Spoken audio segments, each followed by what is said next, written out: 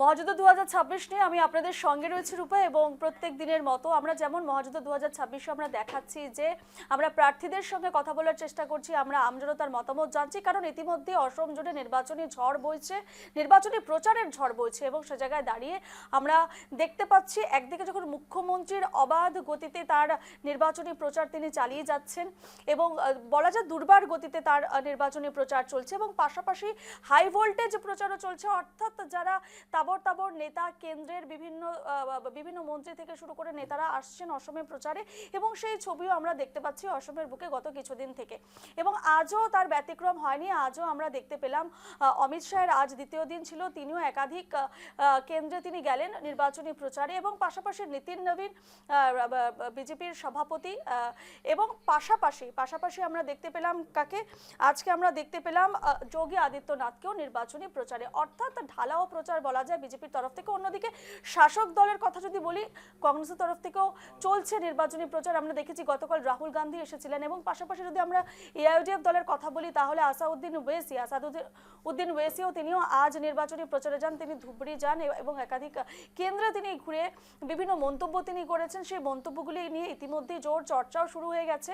তবে বিষয়টা হচ্ছে, আজকের আলোচনার বিষয়টা হচ্ছে এই যে নির্বাচনী প্রচার কার পাল্লা ভারী হবে, অর্থাৎ একদিকে যখন শাসক দলের একেবারে ঝোড়ো নির্বাচনী প্রচার, অন্যদিকে আমরা দেখতে পাচ্ছি বিরোধী দলের কিন্তু নির্বাচনী প্রচার চলছে, তাদেরও হেভিওয়েট যারা রয়েছেন, যারা নেতারা রয়েছেন, মন্ত্রীরা রয়েছেন, নেতারা রয়েছেন, তারা আসছেন অসমের বুকে। অর্থাৎ একটা এই মুহূর্তে অসম জুড়ে একটা নির্বাচনী প্রচারের একেবারে ঝড় উঠেছে, এবং সে জায়গায় দাঁড়িয়ে আমরা আজকে আলোচনা করব যে কার পাল্লা ভারী, হেভিওয়েটদের ভিড়ে। এবং বরাকের রাজনীতির যদি কথা বলি, যেহেতু আজ মুখ্যমন্ত্রী বরাকে উপস্থিত হয়েছেন এবং তিনি একাধিক জনসভা করেছেন, শিলচরে রোড শো ইতিমধ্যে করছেন, সে জায়গা দাঁড়িয়ে কি বরাকের সমীকরণ বদলে দেবে এই যে মুখ্যমন্ত্রীর সফর, এবং সে জায়গায় দাঁড়িয়ে বিরোধীদের কাছে কতটা চ্যালেঞ্জ হবে এই শাসক দলের নির্বাচনী প্রচার, এ নিয়ে আমরা আলোচনা করব। আমাদের সঙ্গে এই মুহূর্তে রয়েছেন স্টুডিওতে রাজনৈতিক বিশ্লেষক বিশ্বদীপ ভট্টাচার্য। বিশ্বদীপ বাবু, স্বাগত জানাচ্ছি আজকে আপনাকে। আমরা গত কিছুদিন থেকে বিশ্বদীপ বাবু আমরা দেখতে পাচ্ছি বিজেপির তরফে নির্বাচনী ঝড় বইছে অসমের বুকে, এবং আমরা দেখছি তাবর নেতারা আসছেন, একেবারে কেন্দ্রীয় স্বরাষ্ট্রমন্ত্রী থেকে শুরু করে প্রধানমন্ত্রী থেকে শুরু করে যোগী আদিত্যনাথ, নীতিন নবীন, স্মৃতি ইরানি, একের পর এক প্রত্যেকে আসছেন নির্বাচনী প্রচার চালাতে। পাশাপাশি বিরোধীরাও কিন্তু পিছিয়ে নেই, রাহুল গান্ধী এলেন, এবং এআইইউডিএফ এর কথা যদি বলি আসাদুদ্দিন ওয়েসি তিনিও এলেন, তিনিও একাধিক বিতর্কিত মন্তব্য করছেন। এই যে পুরো বিষয়টি আমরা এই মুহূর্তে দেখতে পাচ্ছি নির্বাচনী আবহাওয়া, নির্বাচনী মরশুমে ঠিক কার পাল্লা ভারী হতে চলেছে, কোন দিকে মোড় নেওয়ার সম্ভাবনা রয়েছে, এই প্রচারগুলো কোথাও না কোথাও কি ভোট বাক্সে প্রভাব ফেলবে, যদি ফেলে কতটা? 26-এর নির্বাচন আর হাতে মাত্র গোনা কয়টা দিন, নির্বাচনী প্রচার এখন তুঙ্গে। সেই সময়ে আজকের প্রধানমন্ত্রী থেকে শুরু করে স্বরাষ্ট্রমন্ত্রী এবং সবাই আজকের এই নির্বাচনে অংশগ্রহণ করতে অসমে সবাই এসে পৌঁছেছেন, এবং খুব ভালোভাবে নির্বাচনী প্রচার চলছে। তার কারণ বিগত দিনগুলিতে যেভাবে 2014 থেকে মাননীয় প্রধানমন্ত্রী নরেন্দ্র ভাই মোদির নেতৃত্বে যখন ভারতবর্ষের উন্নয়নমুখী প্রকল্প চালু হলো, এবং খুব দ্রুত গতিতে আসামের উন্নতি আমরা পরিলক্ষিত করেছি। তার কারণ এর আগে হয়েছে কিছুটা তো হয়েছেই, কিন্তু একটা কথা ছিল সন্ত্রাসবাদ, এরপর এখনো সেই সব চিন্তা আমার অনেক সময় ভাবিয়ে তোলে যে সেই সময়টা দেখো যে ভারতের জাতীয় পতাকা 15 আগস্ট হোক, 26 জানুয়ারি হোক, কেউ পতাকা তুলতে সাহস পেত না। সেই সময় এটা সাংঘাতিক ব্যাপার ছিল যে ভারতীয় জাতীয় পতাকা, যে ভারতবর্ষের আমাদের পরিচিতি, যে আমাদের আইডেন্টিটি, আমাদের স্বপ্ন, আমাদের ড্রিম, আমাদের উন্নয়ন, সেটাই আমাদের বোঝাতে কংগ্রেস কিছু হলেও ব্যর্থ হয়েছিল, যার জন্য জনসাধারণ জাতীয় পতাকা ওঠাতে আজকে আপার আসামে বলুন, লোয়ার আসামেই অনেক সময় অনেক চিন্তা করতে হতো। আজকে আমরা কি পরিলক্ষিত হচ্ছে, আজকে জাতীয় পতাকা সবার বাড়ি বাড়ি, সবার মুখে সবাই জাতীয় পতাকা তুলছে। 15 আগস্ট হোক, 26 জানুয়ারি হোক, উন্নয়নমুখী প্রকল্পগুলি হোক, মাননীয় মুখ্যমন্ত্রী ডক্টর হিমন্ত বিশ্ব শর্মার নেতৃত্বে অসমে দারুণ উন্নয়ন হয়েছে। 75টি 75 প্রকল্প উনি চালু করেছেন এবং ইমপ্লিমেন্ট করেছেন। নিযুত ময়না স্কিমে অনেক অনেক অনেক উপকৃত হয়েছে। 40 লক্ষ মানুষ অরুণোদয় থেকে শুরু করে সমস্ত মহিলারা তাদের উন্নয়ন হয়েছে। রাস্তাঘাট, এইমস সবকিছুই তো টাইম অনুযায়ী পরিলক্ষিত হচ্ছে উন্নয়ন। এই উন্নয়নে আরো ঝড়ো গতিতে পাল তুলতে আমাদের স্বরাষ্ট্রমন্ত্রী, প্রধানমন্ত্রী, মাননীয় মুখ্যমন্ত্রী আজকে বরাক সফর। তো এই উন্নয়নমুখী যে আজকে যা পরিলক্ষিত হচ্ছে, প্রচুর উন্নয়ন হয়েছে, সেটার দিকে তাকিয়ে যদি আমি দেখি যে ভারতীয় জনতা পার্টি এখন একটা বেশ ভালো পজিশনে আছে এবং প্রতিটি মানুষের অসমে আত্মবিশ্বাস ফিরে এসেছে। এটা দেখেই ভালো লাগছে, যেটা আগে আরো হওয়া উচিত ছিল কংগ্রেসের আমলে, সেটা হয়নি। সেটাতে যেমন বরাকে আজকে মুখ্যমন্ত্রী যে প্রচার চালাচ্ছেন, সেটাতে এই প্রচারে আরো ঝড় তুলেছেন আমাদের মুখ্যমন্ত্রী। তার কারণ হলো যে বরাকের উন্নয়ন যথেষ্ট হয়েছে। এর আগে প্রাক্তন মুখ্যমন্ত্রী তরুণ গগৈ উনি যে প্রতিশ্রুতি দিয়েছিলেন বরাকে যে 3000 কোটি টাকার প্রকল্প উনি করবেন, তার 300 কোটি প্রকল্প হওয়ার পরে সেই প্রকল্পের যে প্রতিশ্রুতি ছিল সেটা বন্ধ হয়েছিল, সেটা কংগ্রেস উদ্ধার করতে পারেনি। তো বিজেপি, ভারতীয় জনতা পার্টি যে প্রকল্পগুলি 2000 কোটির বেশি বরাকের উন্নয়নের জন্য ওনারা প্রতিশ্রুতি দিয়েছেন এবং করছেন, সেটা দেখে আমার মনে হয় যে মানুষ এবার ভারতীয় জনতা পার্টির সঙ্গে আছে। শুধু উন্নয়ন এবং আত্মবিশ্বাস প্রতিটা মানুষের ফিরে এসেছে, এটাই আমি পরিলক্ষিত করছি রূপা। বেশ বেশ, আমরা শুনলাম আপনার কাছ থেকে, যথেষ্ট আপনি বিস্তারিতভাবে বললেন। ঠিক আগেকার যে অসমের যে ছবি এবং এখন গত 10 বছরে কতটা পাল্টেছে অসমের ছবি, এবং সে জায়গায় দাঁড়িয়ে আজ যে অসমকে আমরা দেখতে পাচ্ছি, কোথাও না কোথাও এই সরকারের একটা বিরাট ভূমিকা রয়েছে, যেমনটা আপনার বিশ্লেষণে উঠে আসলো। এই মুহূর্তে আমাদের সঙ্গে রয়েছেন বিজেপি নেতা স্টুডিওতে সমীক দত্ত বাবুকে স্বাগত জানাচ্ছি, আপনার কাছে যাব। এবং এই মুহূর্তে আমাদের সঙ্গে আমরা পেয়ে গেছি, ভার্চুয়ালি পেয়ে গেছি আমাদের সঙ্গে তিনসুকিয়ার কংগ্রেস প্রার্থী ডেভিড ফুকন রয়েছেন আমাদের সঙ্গে। ডেভিড বাবুকে প্রথমে স্বাগত জানাচ্ছি নিউজ লাইভ বাংলার আজকের এই বিশেষ অনুষ্ঠানে। অভিজিতের কাছে যাব। অভিজিৎ, তোমার সঙ্গে এই মুহূর্তে শোনা যাচ্ছে? অভিজিৎ, তোমার সঙ্গে এই মুহূর্তে কংগ্রেস প্রার্থী ডেভিড ফুকন রয়েছেন। আমি তার কাছ থেকে জানতে চাইবো নির্বাচনী কেমন প্রচার চলছে এবং কেমন সাড়া পাওয়া যাচ্ছে তিনসুকিয়া থেকে। তুমি যদি একটু ওনার সঙ্গে একটু যদি কথা বলো এই মুহূর্তে, তার প্রতিক্রিয়া জানতে চাইবো। নিশ্চিত রূপে দেখো, যেহেতু নির্বাচন সামনে আসছে, আর মাত্র কয়েকটা দিন যেহেতু নভেম্বর এপ্রিলে নির্বাচন অনুষ্ঠিত হবে, ইতিমধ্যে কিছুটা দিন কথা বলা যায়। সেই ক্ষেত্রে কংগ্রেসের যে প্রচার, সে প্রচার বলতে হবে তুঙ্গে, এবং কংগ্রেস বিভিন্ন জায়গায় জনসভা আয়োজন করছে। আমাদের সঙ্গে রয়েছে যে কংগ্রেস প্রার্থী যে রয়েছে ডেভিড ফুকনকে আমি অভিনন্দন জানাচ্ছি আমাদের চ্যানেলে। কি বলবেন, কিভাবে প্রচার চলছে? খুব ভাল প্ৰচাৰ, ৰাইজৰ বিপুল সমৰ্থক, সকলো ৰাইজ আজি তিনচুকীয়া বাকী ৰাইজ ওলাই আহিছে। এক নতুন বিকল্প सब कोई निकल के आ रहे हैं एक नया तिनसुकिया बनाने की। मैं जो बात बोल रहा हूँ, एक नया तिनसुकिया बनाना चाहता हूँ। सब कोई जाति भाषा का भी आशीर्वाद है, उन लोगों का सम्मान है, और हर कोई एक नया सोच विचार के साथ तिनसुकिया के लिए काम करना चाहता हूँ। आप कितना आशावादी है? मैं आशावादी हूँ। तिनसुकिया जो पब्लिक, हर जाति, हर धर्म, हर भाषा बस के लोग आज निकल के आए, मुझे आशीर्वाद दे रहे, प्यार दे रहे, मोहब्बत दे रहे। आशा करता हूँ इस बार नए तिनसुकिया बनाने के लिए ये जो तिनसुकिया जो पब्लिक है मुझे प्यार, आशीर्वाद और समर्थन करेंगे। 10 साल तक इसमें बीजेपी का राज था, फिर आप कांग्रेस का पार्टी सब चाहे, तो किस हिसाब से आप पब्लिक से आशा करेंगे? बीजेपी का रास्ता बीजेपी ने क्या क्या नहीं किया जनता जानती, जनता सब जानती। वो लोग बोले थे कि काला धन लाएंगे, 15 लाख देंगे, कहाँ दिया? एक बार आप पब्लिक को झूठ बोल के सरकार ला पाएंगे? हर बार नहीं होगा ये। इस बार जनता जाग चुका है, जनता को एक नया सरकार चाहिए। गोरखपुर का जो सपना है, बड़ रकम का सपना, वो इस बार पूरा होगा। जनता, असम के जनता गोरखपुर का साथ है, और तिनसुकिया, खास करके तिनसुकिया का पब्लिक एक विकल्प चाहते हैं। इस बार एक नया तिनसुकिया होगा। कितना वोट से जीतेंगे आप? वो नहीं बता पाए, वो जनता जनता बता पाएगी कि कितना वोट से जीतेंगे। आज ही वो बताने वाला बात नहीं है, वो पब्लिक तय करेगी। और जितना वोट से जीते भाड़े वो बड़ा बात नहीं है। बड़ा बात है कि जनता निकल के आ रही। 3 जगह पे वो लोग एक विकल्प चाहते हैं और हर भाषा भाषी धर्म के लोग अभी हम लोग को प्यार मोहब्बत दे रहे हैं। जरूर जीतेंगे 3 जगह का। मैं नहीं जीतूंगा, मैं नहीं जीतूंगा, जीतेगा 3 जगह का पब्लिक। मैं बोल रहा हूँ, ये यूथ हो रहा है, ये यूथ आम जनता और बीजेपी का साथ हो रहा है और इस बार आम जनता जीतेगी। आपका पहला काम क्या होगा अगर आप विधायक होकर आते हैं? बहुत काम है 3 जगह में करने के लिए, बहुत काम है। Government is a continuous process.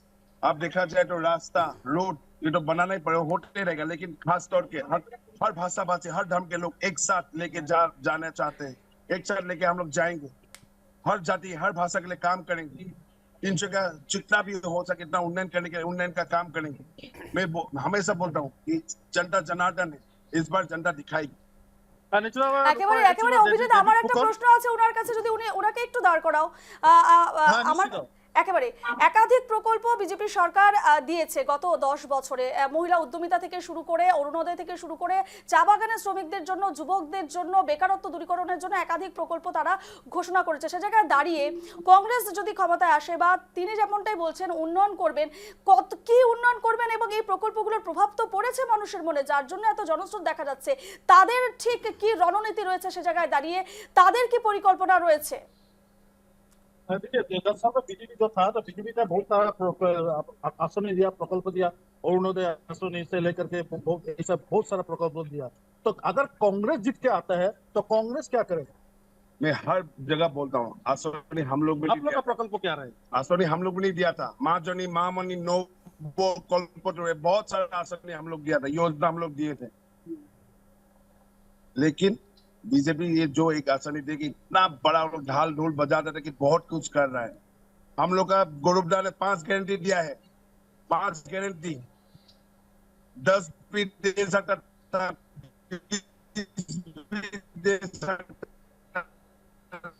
नहीं दिया, 5 ही गारंटी दे रहे हैं। पैसा मिलेगा उन लोग को, बिजनेस की सकता है। বেশ অভিজিৎ, তার বিপরীতে পুলক গুহা রয়েছেন, লড়াইটা কেমন হতে চলেছে তিনি লড়াই সম্পর্কে কি বলবেন? हम लोग देंगे आसानी। আরেকবার শুনবো। বলছি তার বিপরীতে পুলক গুহা রয়েছেন বিজেপি প্রার্থী, লড়াইটা কেমন হতে চলেছে, তার তিনি কেমন মনে করছেন এবারে নির্বাচনী লড়াই? 10 साल का बीजेपी था, आपका अगेंस्ट में पुलक गुहा है, तो ये जो लड़ाई किस ढंग से होगा? ये लड़ाई होगा सम मर्यादा, सम उन्नयन, सम अधिकार का लड़ाई है। हर जाति को एक साथ ले जाने का लड़ाई है ये। पिछले 10 साल में भाषा के नाम पर, जाति के नाम पर, धर्म के नाम पर जो भाग भाग का राजनीति था, वो राजनीति खत्म करने का ये लड़ाई। इसलिए 3 जगह का जनता अब जाग चुकी है, एक विकल्प चाहिए। वो लोग, मैं उस दिन बोला अगर किसपुर में कंस मामा है तो इस बार 3 जगह भांजा है। ये भांजा 3 जगह एक नया समस्या बना के दिखाएगा, 3 जगह के लिए उन्नयन का काम करेगा, हर जाति हर भाषा के लिए काम करके जाएगा। डेविड फुकन भी नया चेहरा, पुलक गुहा भी नया चेहरा, तो क्या पुलक गुहा फैक्टर होगा डेविड फुकन के लिए? वो आम पब्लिक बताएंगे सबका। मैं बोल रहा हूँ आम पब्लिक, जनता जनार्दन है। मैं इसको फैक्टर उसको फैक्टर नहीं बोलूंगा, जनता दिखाएगी इस बार। 3 जगह का जनता दिखाएगी क्या चाहते हैं इस बार 3 जगह। आप देखिएगा इस बार 3 जगह का जनता जाग चुकी है, एक विकल्प चाहिए और 100% इस बार 3 जगह का जो आम जनता है उन लोग का विजय होगा इस बार। নিশ্চিতভাবে রূপা শুনলেন ডেভিড ফুকনের কথা, আমাদের সঙ্গে ছিল ডেভিড ফুকন। এবং ইতিমধ্যে যে প্রচার চলছে ডেভিড ফুকনের, আমরা তার সত্যকে দেখতে পাচ্ছি যে প্রচার তিনশিকাতে কংগ্রেসের যে প্রচার, সেই প্রচার বিভিন্ন জায়গায় কংগ্রেস বিভিন্ন জায়গাতে ভোটারের মন তারা জয় করতে চেষ্টা করছে। এবং এই মুহূর্তে তোমাকে ধন্যবাদ জানাবো। স্টুডিওতে বিজেপি নেতা শ্রমিক বাবু রয়েছেন। শ্রমিক বাবু, ডেভিড বাবু যে কথাগুলো বললেন তিনসুকিয়ার কংগ্রেস প্রার্থী, তাদের বলছেন জাতি নিয়ে কথা বলছেন, জাতিগত ব্যাপার যে একসঙ্গে চলবেন, সমমর্যাদার কথা বলছেন এবং তাদের সময়ের বিভিন্ন আচরণের অর্থাৎ প্রকল্পের কথা তারা বললেন, মামনি থেকে শুরু করে বিভিন্ন প্রকল্পের কথা। কোথাও না কোথাও এই যে কংগ্রেস আমলের প্রকল্প, বিজেপির আমলের প্রকল্প, কোথাও কি একটা দ্বন্দ্বের কোনো সম্ভাবনা রয়েছে সে জায়গায় দাঁড়িয়ে? এবং যেমনটা কালকেও আপনি ছিলেন, রাহুল গান্ধী এলেন, প্রচার করলেন, কিন্তু উন্নয়নের বার্তা কিন্তু দিতে শোনা গেল না, বা সে ধরনের আশ্বাস দিতেও কিন্তু শোনা গেল না। দেখে স্বাভাবিক কথা, ওদের কাছে উন্নয়নের নিয়ে বলার কিছু নেই, কারণ ওদের প্রকল্পটা খাতায় ছিল, রূপান্তর হয়নি কোনোদিন, মাটিতে প্রকল্পগুলো আসেনি। আজকে ডেভিড বাবু যে বলছেন প্রকল্প ছিল, হয়তো বা ওদের প্রকল্প ওদের ম্যানিফেস্টোতে ছিল, লোক কোনোদিন ওদের প্রকল্প সম্বন্ধে জানতে পারেনি, না জানার কারণেই কিন্তু কংগ্রেসের আজকে এই দুর্গতি। যদি জানতে পারতো কংগ্রেস যে প্রকল্পগুলো আছে, বা লোকজন যদি জানতে পারতো, আমাদের জনসাধারণ জানতে পারতো হ্যাঁ কংগ্রেস এই ধরনের প্রকল্প করেছে, যদি জনসাধারণ জানতো, তাহলে হয়তো বা কংগ্রেসের এই ধরনের দুর্গতি হতো না। কারণ দেখেন, ইলেকশনে হারা জেতা থাকবে, কিন্তু এই ধরনের হারা বা এই ধরনের একদম ধূলিসাৎ হয়ে কোথাও অস্তিত্ব হারিয়ে ফেলা, সেটা কিন্তু একটা মানে বিশাল ব্যাপার। কারণ কংগ্রেস 125 বছর পুরনো দল, আজকে গোটা খালি ভারতবর্ষ নয়, ভারতবর্ষ, আসাম, কোথায় চলে যান আপনি, কংগ্রেসের অস্তিত্ব বলে কোথাও নেই। কারণ নেই, এই কারণে নেই, কারণটা এটাই যে ওদের প্রকল্পগুলো খাতায় ছিল, কোনোদিন মাটিতে রূপান্তর হয়নি। একেবারে আমাদের সঙ্গে আরেকটা কথা বলছি, হ্যাঁ। ডেভিড বাবুর কথাই বলছি, ডেভিড বাবু নিজেও আত্মবিশ্বাসী নন ইলেকশন জিতবেন বলে, কারণ নিজেই বলেছে আমি ইলেকশন জিততে, আমি জিতবো না, জনসাধারণ জিতবে। জনসাধারণ 300 জনসাধারণ বিজেপির সাথে আছে, সেটা বিজেপি আমরা ভালো করে জানতে পারি, তার জন্য উনি নিজেই স্বীকার করছেন নিজের মুখে যে উনি ইলেকশন জিতবেন না, জনসাধারণ জিতবেন। জনসাধারণ 300 জনসাধারণ বিজেপির সাথে আছে, কারণ বিজেপি উন্নয়ন দিয়েছে, বিজেপি বিভিন্ন ধরনের প্রকল্প দিয়েছে, আর জনসাধারণ জানে কাকে ভোট দিতে হবে, কিন্তু নিজেই হার আগেই মেনে নিয়েছেন, তাতে আর বলার কিছু নেই। একদমই একদমই। আমি এই মুহূর্তে আমাদের সঙ্গে কংগ্রেস নেতা কবিরউদ্দিন লস্কর বাবু রয়েছেন। কবিরউদ্দিন বাবু, আপনাকে স্বাগত জানাচ্ছি আমাদের আলোচনায়। শ্রমিক বাবু যেমনটা বললেন, আপনাদের প্রকল্পগুলো শুধু খাতায় কলমে আবদ্ধ থেকে গেছে, যার জন্যই কিন্তু আজ কংগ্রেসের এমন অবস্থা, এমনটাই তার অভিযোগ। এবং ডেভিড বাবুর মন্তব্য নিশ্চয়ই আপনি শুনেছেন, কি বলবেন সব মিলিয়ে? দেখেন, বর্তমান যে আসাম বিধানসভার যেটা নির্বাচন আছে, সেই নির্বাচনে বিজেপি ফার্স্টে যে ভাবনাটা ভেবেছিল, এটা বর্তমান বিজেপি আসামে একটা কম্পমান হয়েছে, যে কংগ্রেস উজনি আসাম, নবানী আসাম, তারপরে বরাক উপত্যকা, তারপরে ব্রহ্মপুত্র উপত্যকায় যে কংগ্রেসের যেভাবে গণভিত্তি বেড়েছে, বা কংগ্রেসের প্রত্যেকটা সিটে যেভাবে বিজেপির কন্টেস্টে কেউ আসতে পারে না, সেটা ইতিমধ্যে আসামের মানুষ উপলব্ধি করেছেন, যার জন্য বিজেপির নেতাসকল ভয়ে কম্পমান হয়েছে। এবং আমরা আত্মবিশ্বাসী যে আসামে গৌরব গগৈর নেতৃত্বে সরকার হতে যাচ্ছে। ম্যানিফেস্টো বা বিভিন্ন ধরনের কথা এখানে এসেছে, আমি শুনেছি যে বিজেপি গত 10 বছর সর্বানন্দ সোনোয়াল বা হিমন্ত বিশ্ব শর্মা নেতৃত্বাধীন সরকার বিভিন্ন ভাবে মানুষকে বিভিন্ন প্রলোভন দেখিয়েছিল, বিভিন্ন ম্যানিফেস্টো বের করেছিল, কিন্তু গত 5 বছরের কথা হিমন্ত বিশ্ব শর্মা এটাও কার্যকারী করতে পারেননি। কেবল আসামে নির্বাচনে বৈতরণী পাস করার জন্য উনি সাম্প্রদায়িক রাজনীতি করে, বা মিয়া মুসলমান, বাংলাদেশি, অচিনাকি মানুষের কথা বলে, বা ভারতীয় বৈধ মানুষকে উচ্ছেদ করে একটা জাতিকে টার্গেট করে সেই ধরনের কাজকাম উনি করেছিলেন। কিন্তু ইতিমধ্যে এই সরকার বা মুখ্যমন্ত্রী ভয়ে কম্পমান হয়েছে যে উনি যে নেক্সট 4 তারিখের পর মুখ্যমন্ত্রী হতে পারবেন না, বা ওনার সরকার আসবে না, সেটা নিশ্চিত হয়েছে। যার জন্য বিজেপি দল এবং বিজেপি দলের নেতা কর্মীরা বিভিন্ন ধরনের আপল তাপল বকা আরম্ভ করেছেন। আমরা কংগ্রেস দলের যে সংকল্প গ্রহণ করেছি, বা মাননীয় সভাপতি গৌরব গগৈর নেতৃত্বে আসামে যে বিধানসভা নির্বাচনের প্রচার কার্য আরম্ভ হয়েছে, এই প্রচার কার্যটা মানুষের সঙ্গে গণসংযোগের আমাদের প্রত্যেকজন প্রার্থী ইতিমধ্যে আরম্ভ করেছেন। বিজেপি দেখে হতাহত ভুগছে এবং বিভিন্ন ধরনের পোলারাইজের রাজনীতি করা মুখ্যমন্ত্রী হিমন্ত বিশ্ব শর্মা আরম্ভ করেছেন। এইবার যে হিন্দু মুসলমানের রাজনীতি চলবে না, এবার যে সাম্প্রদায়িকতার রাজনীতি চলবে না, এবার যে ধর্মীয় মেরুকরণের রাজনীতি চলবে না, যার জন্য গত কয়েকদিন আগে আপনারা দেখেছেন বদরুদ্দিন আজমলের সভায় ওয়াইসি কে অসমের মুখ্যমন্ত্রী আমন্ত্রণ করে এনে এই রাজনীতি করা উনি বিফল হয়েছেন।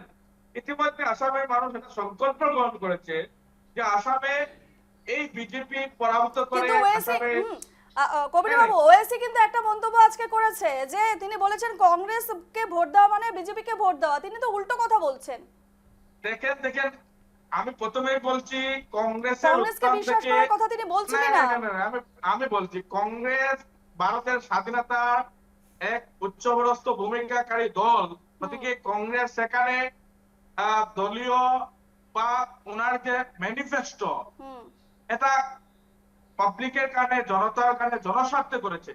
ওদিকে কে মানবে কে মানবে না সেটা কোনো বিজেপি নেতা বা বিজেপি সমর্থকের কোনো ফরক আমাদের কংগ্রেসের নেই। আমরা সংকল্প গ্রহণ করেছি যে এইবার আসামে বিজেপিকে পরাভূত ওয়েসি করতে। শুনুন, আসামের ওয়েসি বাবু মুখ্যমন্ত্রীকে- আরেকটা কথা বলেছেন, যেহেতু সংখ্যালঘুর ভোটের কথা উঠতেই কিন্তু এআইডিএফ এবং কংগ্রেসের বিষয়টি সামনে আসে, সে জায়গায় তিনি বলেছেন যে সংখ্যালঘুদের নিরাপত্তা দিতে, সংখ্যালঘুদের পাশে দাঁড়াতে কংগ্রেস না, না, ব্যর্থ না, না, হয়েছে আপনি- এবং আপ- কংগ্রেস আপনি ব্যর্থ হয়েছে, শুনেন। সে জায়গায় দাঁড়িয়ে একমাত্র ভরসার যোগ্য এআইডিএফ দল, এমনটাই বলেছেন। না, যদি সংখ্যালঘুদের না, আপনি পাশে শুনেন, দাঁড়াতে হয় আপনি- তাহলে এআইডিএফ। আপনি শুনেন ওয়াইসি কি কারণে আসামে এনেছিলেন মুখ্যমন্ত্রী ডক্টর হিমন্ত বিশ্ব শর্মা। মুখ্যমন্ত্রী ডক্টর হিমন্ত শর্মা ওয়াইসি কে আমন্ত্রণ করে আসামে এনে বদরুদ্দিন ছবি বাবু, আজমলকে এটা কি সহায় সত্য করতে। কি মুখ্যমন্ত্রী এনেছেন ওয়েসিকে? হ্যাঁ, সত্যি কথা। আজকে কংগ্রেস যখন মুখ্যমন্ত্রী দেখছে যে ওদের ডক্টর হিমন্ত সবচেয়ে বড় বিশ্ব ভোট শর্মা ব্যাংক হলো আমন্ত্রণ মুসলিম করে ভোট ব্যাংক, ওয়াইসিকে আনে। যে ভোট ব্যাংকে এত বড় একটা ভাটা পড়ে রাজনীতি গেছে করার ওয়েসি জন্য আশায়, সাথে এনেছিলেন। সেই ধরনের কথা বলাটা ওদের স্বাভাবিক। কারণ দেখেন, আমরা কোনোদিন বলিনি আমাদের মুসলিম ভোট বা মিয়া ভোট আমাদের, আমরা বাংলাদেশি মিয়া ভোট আমরা কোনোদিন প্রয়োজন নেই, আমরা নাই বলি, আমাদের লাগবে না, ওরা আমাদেরকে দেয়ও না। তো আমরা মানে একদম পরিষ্কার ভাবে আমরা এই কথাটা বলি। কিন্তু কংগ্রেস সবসময় চায় যে মুসলিম বা মিয়া ভোট ওদের পক্ষে যা। এবং কালকে ওয়েসুদ্দিন এসে যেটা এই কথাটা বলে গেছে যে মিয়া মুসলিম সম্বন্ধে উনি যে কথাটা সাপোর্টে কথা বলে গেছেন, সেটা এটাই প্রমাণ হচ্ছে যে এই মিয়া ভোটটা এবার কিন্তু ইউডিএফ এর পক্ষে চলে যাবে। এটা গত বছর কংগ্রেসের সাথে ছিল।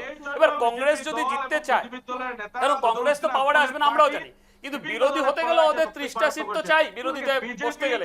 এবার ওদের যে পরিস্থিতি, এই মিয়া ভোটগুলো যদি ওর পক্ষে না যায় বা এই মুসলিম ভোটগুলো ওদের পক্ষে না যায়, ওরা কিন্তু বিরোধী যে তকমা, এই তকমাটা ওরা হারিয়ে ফেলবে। সেই জন্য আজকে দাদা এই ধরনের কথাবার্তা বলছেন যে বদরুদ্দিন আজমলকে, ওয়েসি কে হেমন্ত বিশ্ব শর্মা নিয়েছে। কারণ দেখেন, আমাদের ওয়েসি কে আনানোর কোনো প্রয়োজন এই কারণে নেই, কারণ ওই ভোট ব্যাংকের প্রতি আমাদের কোনো ইন্টারেস্ট নেই, আমরা কোনোদিন ওদের লক্ষ্যই করিনি ভোট ব্যাংকের প্রতি।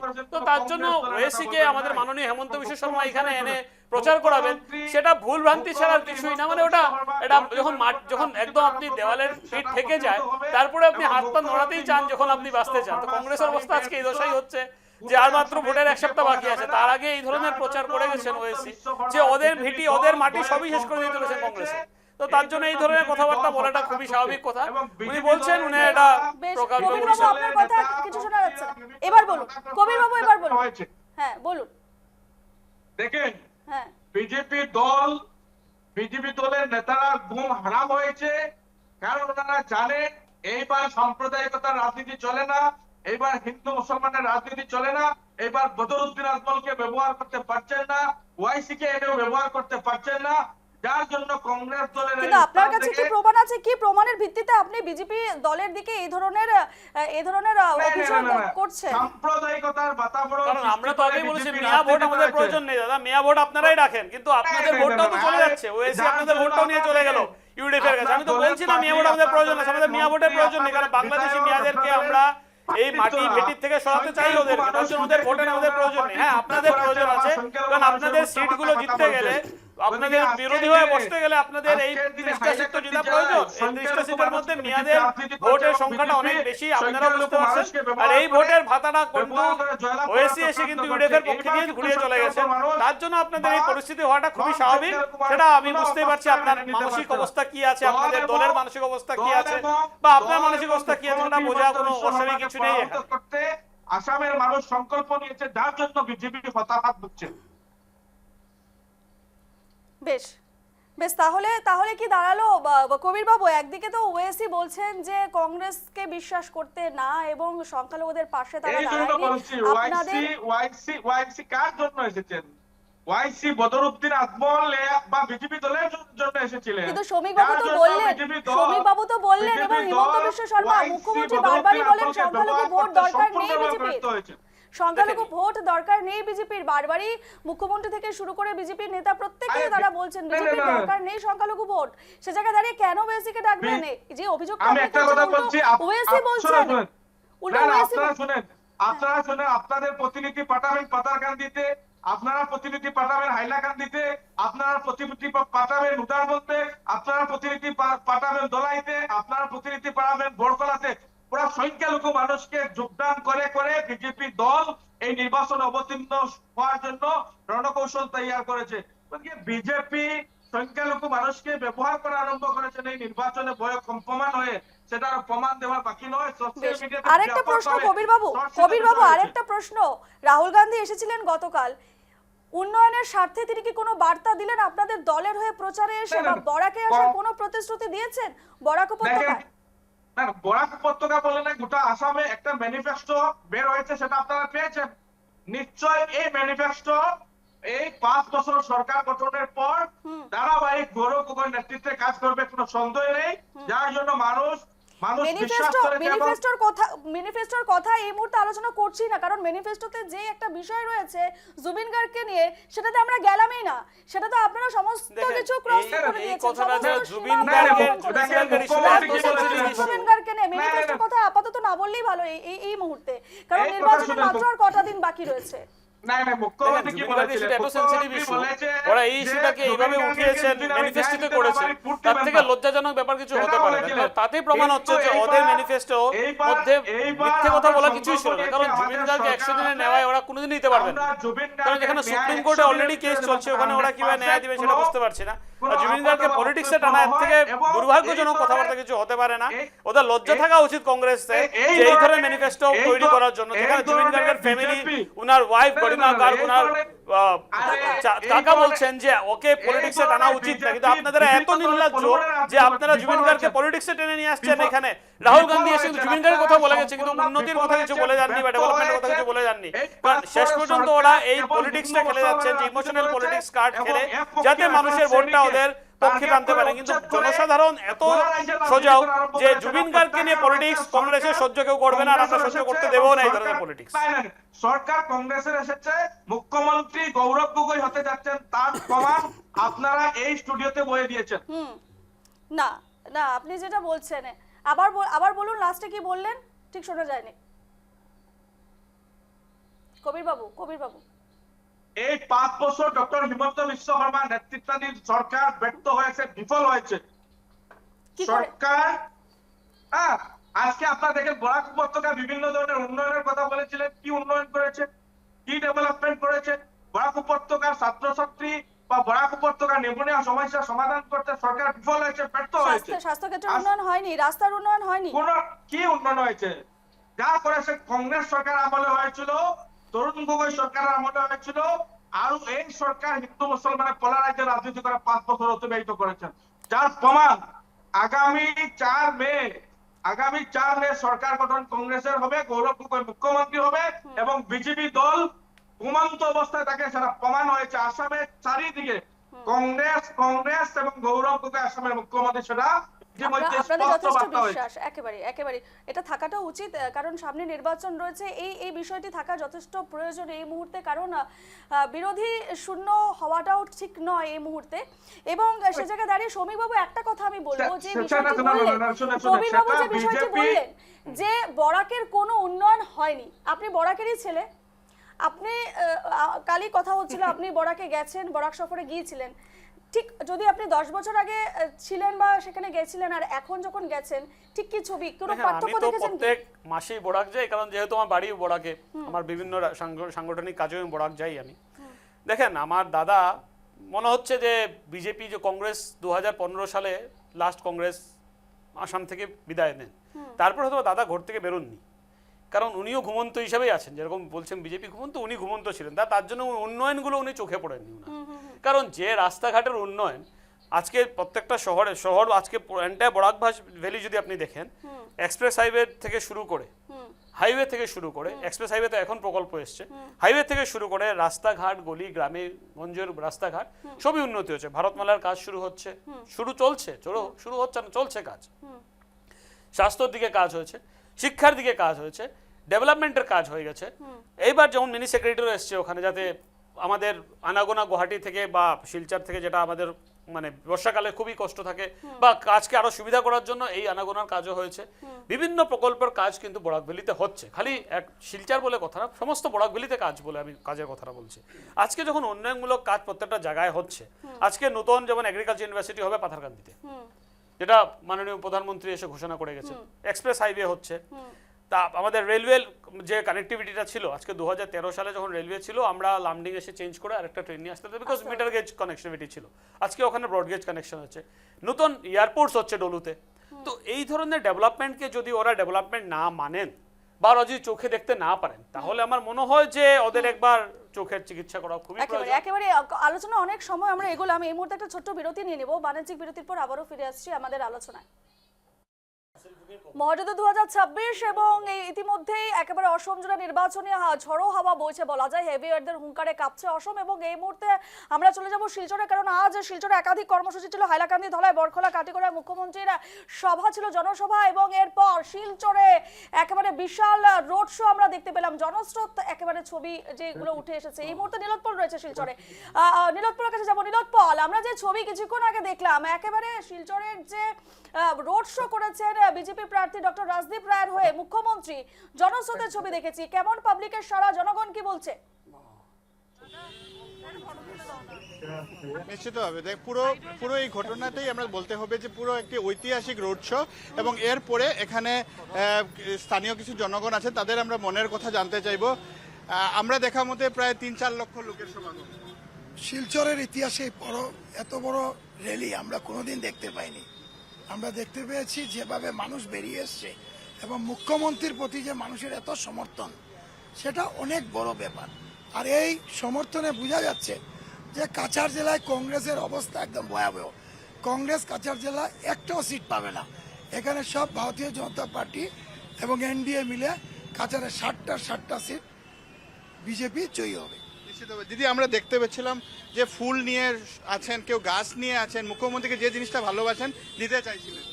একদম তাই, প্রত্যেকে একদম বাড়ির থেকে বেরিয়ে এসছেন, দলে দলে এসছে। আমরা যারা কার্যকর্তারা রয়েছি তারা তো এসেছি, প্রত্যেকেই বাড়ির থেকে বেরিয়ে, কেউ খালি হাতে আসেনি, কেউ গামোছা নিয়ে এসেছে, কেউ ফুল নিয়ে এসেছে, কেউ ফুলের তোড়া নিয়ে এসেছে। এইভাবে করে ওনাকে সম্মান জানানো হয়েছে। আজকে সত্যি একটি ঐতিহাসিক দিন, ঐতিহাসিক মুহূর্ত, মানে এখনো লোম কাটা দিচ্ছে যে কি মুহূর্তগুলো আমরা কাটিয়েছি। আমরা মানে লোকের স্রোতে ভেসে এসেছি, যেখান থেকে আমাদের র্যালিটা শুরু হয়েছে সেখান থেকে আমরা ভেসে এসেছি, আমাদের কিন্তু পায়ে হেঁটে আসতে হয়নি। সত্যি দারুণ মুহূর্ত। আর আমরা এটাই বলতে পারি যে আজকে যে 4 লক্ষের ওপরে যে লোক এসেছেন, এটাতেই আমাদের বোঝা আছে যে আমাদের এবার নির্বাচনের পরে আমাদের রেজাল্টটা কি হতে পারে। তাই প্রত্যেকের কাছে বলবো, প্রত্যেকে আশীর্বাদ রাখবেন এবারের প্রার্থী আমাদের মাননীয় ডক্টর রাজদীপ রায় মহাশয়ের জন্য। ধন্যবাদ। নিশ্চিতভাবে আমরা দেখতে পেয়েছি আনকি চকলেট পর্যন্ত মুখ্যমন্ত্রীকে দেওয়া হয়েছে। হ্যাঁ, শুধু চকলেট নয়, ওনাকে আইসক্রিম পর্যন্ত ওনাকে দেওয়া হয়েছে। আমাদের জনগণের যে এত ভালোবাসা আমাদের মাননীয় মুখ্যমন্ত্রী ডক্টর হিমন্ত বিশ্ব শর্মা মহোদয়ের জন্য আজকে এটা প্রমাণ হয়ে গেছে। আজকে যে র্যালি বের হলো আমাদের বরকলা কনস্টিটিউয়েন্সি ক্যান্ডিডেট এবং আমাদের Silchar constituency candidate doctor Rajdeep Roy এবং রাজদীপ গোয়ালাকে নিয়ে 4 লাখের উপরে মানুষ হয়েছে।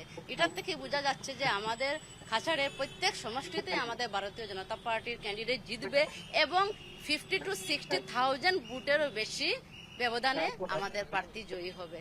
এবং কেন বা হবে না, মানুষ তো এখন সবাই শিক্ষিত, সবাই বুঝে উন্নয়নের জোয়ারে যদি সামিল থাকতেও লাগে তাহলে আমাদের নরেন্দ্র মোদীকে ভোট দিতেই হবে। শিলচর শহর রাজপথে ছিল। এটা তো আজকে র্যালিটা হয়েছে, এটা আমি বলতে পারি এটা শুধু র্যালি না, এটা আমি ধরে নিচ্ছি এটা বিজয় র্যালি। আমাদের রাজদীপ রায় মহাশয় এটা বিজয় র্যালি হয়ে গেল, এটাই আমি বলতে চাই। আপনারা কি বলবেন? আমরা দেখেছি একদম মহিলারা ঘর থেকে বেরিয়ে এসেছিলেন, বলছিলেন 3-4 ঘন্টা আমরা অপেক্ষা করছি মুখ্যমন্ত্রীর জন্য। আমরা 3-4 ঘন্টা না 5 ঘন্টা অপেক্ষা করেছি, মানে অনেক অপেক্ষা তবুও বোঝা যায় যে আমরা অপেক্ষা শেষ না। মামার জন্য আমরা আরো 5 ঘন্টা অপেক্ষা করতে পারবো। হ্যাঁ, এত মানে জনরোষের মধ্যে আমরা ধাক্কা মানে উপরে ধাক্কা, পায়ের উপরে পা, চটি তো হারাইয়েই গেছে। অনেকেই তো নেচেছেন।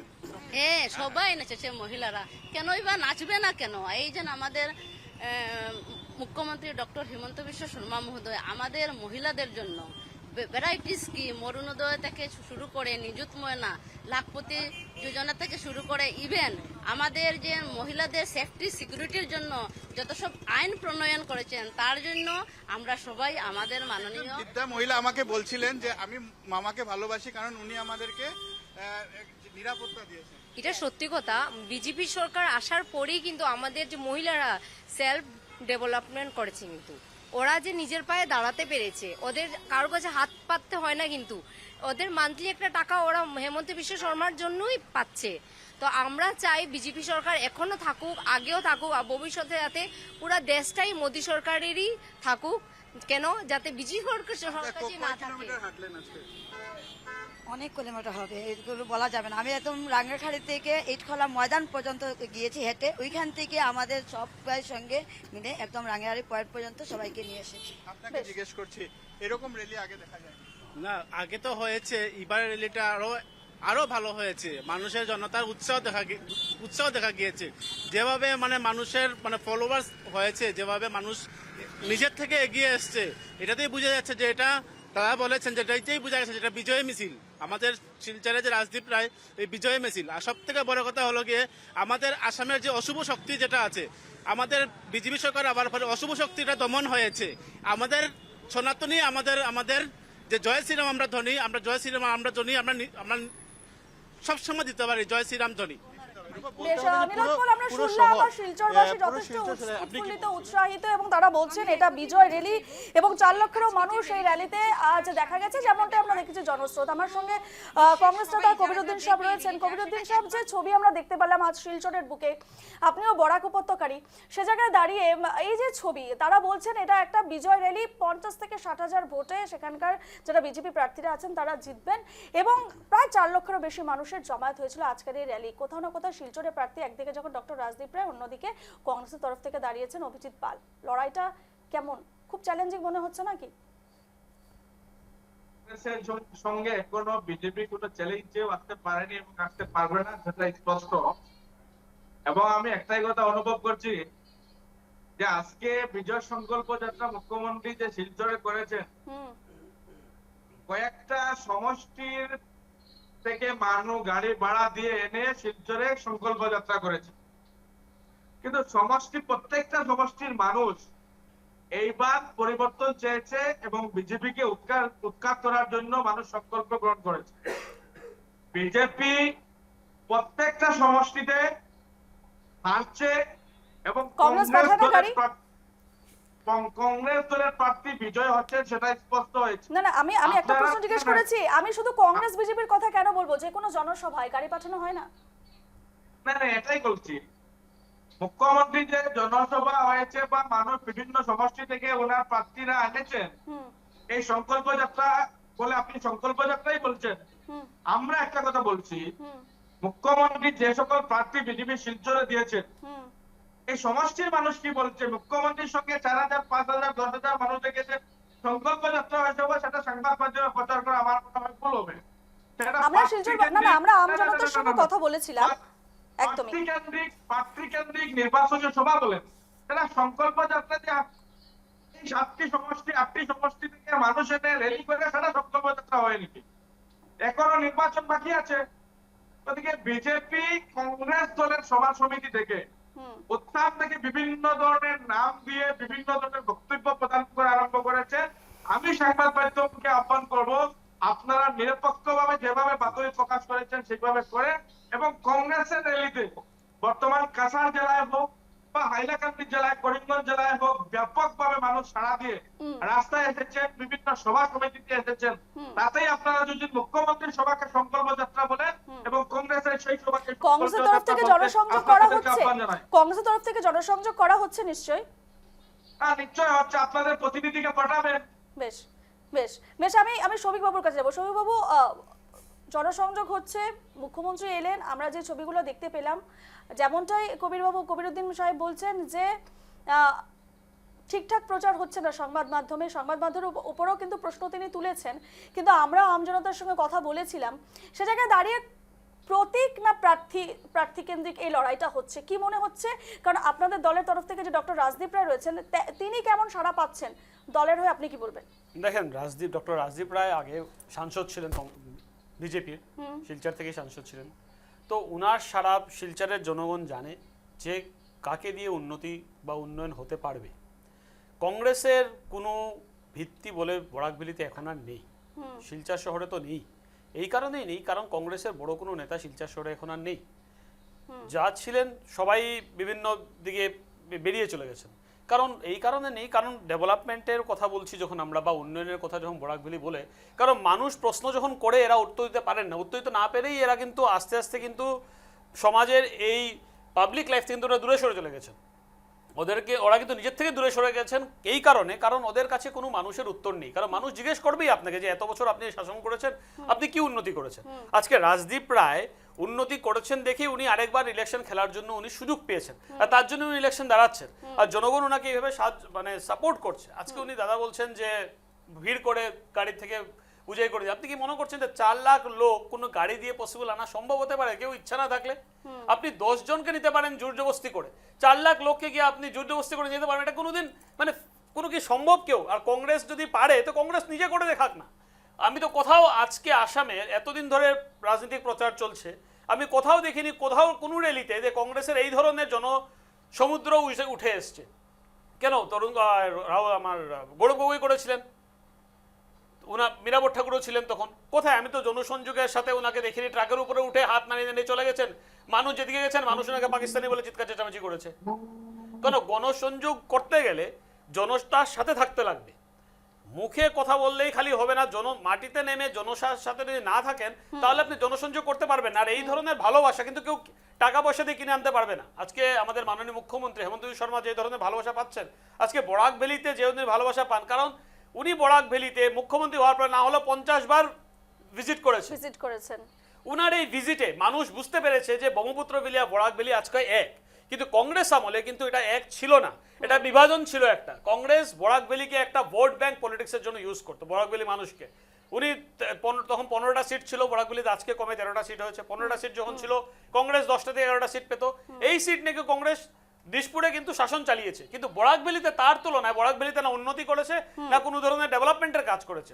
আজকে বরাক ভ্যালি মানুষ যদি আপনি একটা জায়গার মানুষ জাগতে পারে, গোটা সমষ্টি বা গোটা এরিয়ার মানুষ কিভাবে জাগতে পারে, তখনই যখন মানুষ জানতে পারবে যে আপনি আমাদের সাথে বিশ্বাসঘাত করে গেছেন। কংগ্রেস বিশ্বাসঘাত ছাড়া আর কিছুই করেনি এতটা বছর। তার জন্য আজকে এন্টায়ার বরাক ভ্যালি যেখানে আজকে গেরুয়া ঢেউ উঠে এসছে, সেটার কারণ একমাত্র যে আমাদের মাননীয় মুখ্যমন্ত্রী, আমাদের বিজেপি সরকার বিগত 5 বছর তার আগে যখন সর্বানন্দ সোনোয়াল ছিলেন, উনি কিন্তু কথাই বলতেন ব্রহ্মপুত্র বরাক মিলিয়ে ভয়াবহ মিলিয়ে উনি কথাটা বলতেন। এই উচ্চারণ করতে করতে কিন্তু আজকে জনসাধারণ নমামি বরাক হলো, নমামি ব্রহ্মপুত্র হলো, তাতে কিন্তু একটা সেতু তৈরি হলো। এই সেতুর জন্য আজকে এই অবস্থা। আসবো আপনার কাছে, শ্রমিক বাবুর কথা শুনবো, কিন্তু এই মুহূর্তে আমরা পেয়ে গেছি আলগাপুর কাটলিছড়ার এজিপি প্রার্থী অর্থাৎ মিত্রজোটের প্রার্থী রয়েছেন জাকির হোসেন লস্কর সাহেব। জাকির হোসেন লস্কর সাহেব, আপনাকে স্বাগত জানাচ্ছি আমাদের আজকের এই আলোচনায়। জাকির বাবু, কেমন চলছে প্রচার? প্রথমেই জানতে চাইবো আপনার কাছে কেমন সাড়া পাওয়া যাচ্ছে পাবলিক থেকে? পুরো সাড়া পাওয়া যাচ্ছে।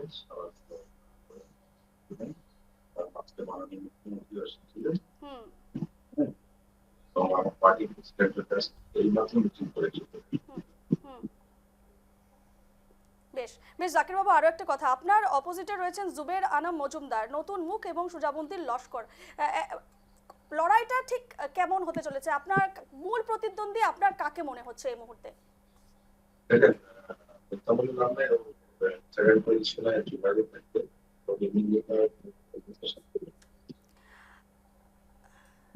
জাকির বাবুর কথাগুলো স্পষ্টভাবে আসছে না, আমি একটু, জাকির বাবু শুনতে পেরেছেন? হ্যাঁ হ্যাঁ একটু, হ্যাঁ হ্যাঁ শুনতে পেরেছেন? হ্যাঁ এইভাবে বলুন। হ্যাঁ বলুন, এইভাবে বলুন। মূল প্রতিদ্বন্দ্বী আজকে আমাদের যা হবে কংগ্রেসের সাথে হবে। মানে দেখেন, ওখানে নির্দলে কোনো পজিশন পাইবে না, বুঝলেন? এবং প্রতিদ্বন্দ্বী বলতে আজকে পুরো ভারতবাসী মাননীয় মুখ্যমন্ত্রীর সাথে আছে, উন্নয়নের সাথে আছে, তার জন্য এখন ট্রাম্প ফাইট করতে হবে। কংগ্রেসের তো কোনো প্রস্তুতই নেই। আজকালকে মানুষ মানে পুরো বরাকের মানুষ উন্নয়নের সাথে মাননীয় মুখ্যমন্ত্রীর সাথে আছে, উন্নয়নের সাথে আছে। আজকে মুখ্যমন্ত্রী মহোদয় এসে যে একটা ইঞ্জিনিয়ারিং কলেজের কথা বলেছেন, একটা মেডিকেল কলেজের কথা বলেছেন, এখন ক্যান্সার হসপিটালের কথা বলেছেন,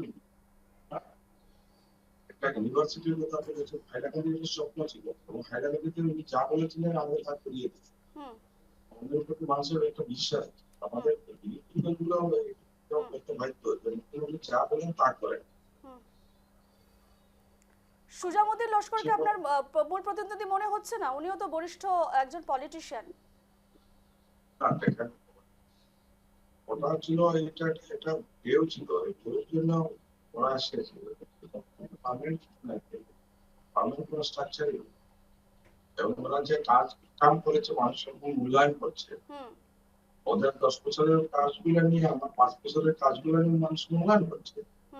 মূল্যায়ন করলে পেয়ে যাচ্ছে যারা কি করেছে কি। আগামী 5 বছর কি করবেন? কেন্দ্রবাসীর জন্য কি পরিকল্পনা রয়েছে? কি প্রতিশ্রুতি দিচ্ছেন কেন্দ্রবাসীকে? দেখেন, আমাদের মূল সমস্যা হচ্ছে আগলাপুর প্র্যাকটিসের একটা বড় সমস্যা হচ্ছে কি আমার মেগা একটা প্রকল্প চলছে ওয়াটার সাপ্লাইকে মেগা প্রকল্পের জন্য আমি আজকে বহুজীবী মানুষ মানে সেচের থেকে বঞ্চিত হয়েছে, কিন্তু এই প্রকল্পটা এখনো সম্পূর্ণ হয়নি এবং সম্পূর্ণ হওয়ার চান্সটা আমি কম দেখছি। তার জন্য এটার একটা ব্যবস্থা নেই। আমার সাইড যেটা আছে মানে পুরো ফ্ল্যাট এফেক্টেড।